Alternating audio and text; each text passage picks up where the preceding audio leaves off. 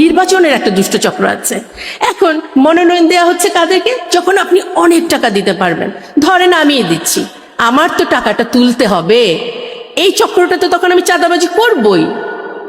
আমি তো টাকাটা আমার আরো অন্য একটা জায়গা থেকে এনেছি, আমাকে ব্যাক করতে হবে।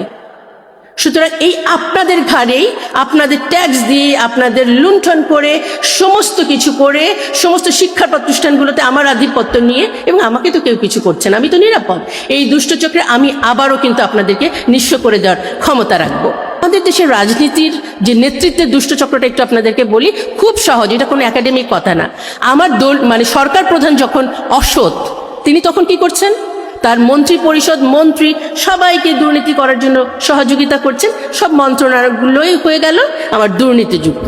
তারপর আমি যে প্রতিষ্ঠানগুলোর কথা বলেছি, পাবলিক সার্ভিস কমিশন, দুর্নীতি দমন কমিশন, এখন এগুলা যখন হচ্ছে, আর স্বরাষ্ট্রের কথা তো বলাই বাহুল্য, আপনি দুর্নীতি করবেন, আপনি ছাড় পেয়ে যাবেন, আপনাকে পুলিশ তো ধরবেই না, আপনি জেলে গেলেও ভিআইপি মর্যাদায় থাকবেন, যেহেতু সরকার প্রধান এটাকে ইনি অ্যালাউ করছেন। আবার এবার চলে আসেন যে ঋণ খেলাপি করে দেশের টাকা আপনি বাইরে পাঠিয়ে দিলেন, আপনি নিশ্চিন্ত, দুদক তো আপনার পক্ষে আছে, কারণ সেটিও তো দুর্নীতিযুক্ত দন্তবিহীন বাঘ।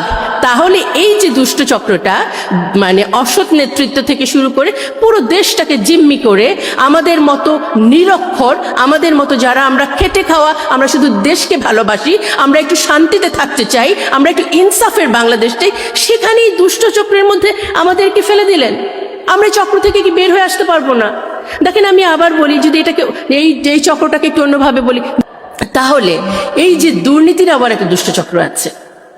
দুর্নীতি করবেন, আপনাকে দুদক আপনাকে সাপোর্ট করবে, গভর্নমেন্ট আপনাকে বিদেশে থাকতে আরো বেশি সহায়তা করবে, আর যখন আপনি বিদেশি কোনো রাষ্ট্রের সাথে বন্ধুত্ব রাখছেন আধিপত্য কায়েমের উদ্দেশ্যে, তখন আপনি বাইরেও নিরাপদ।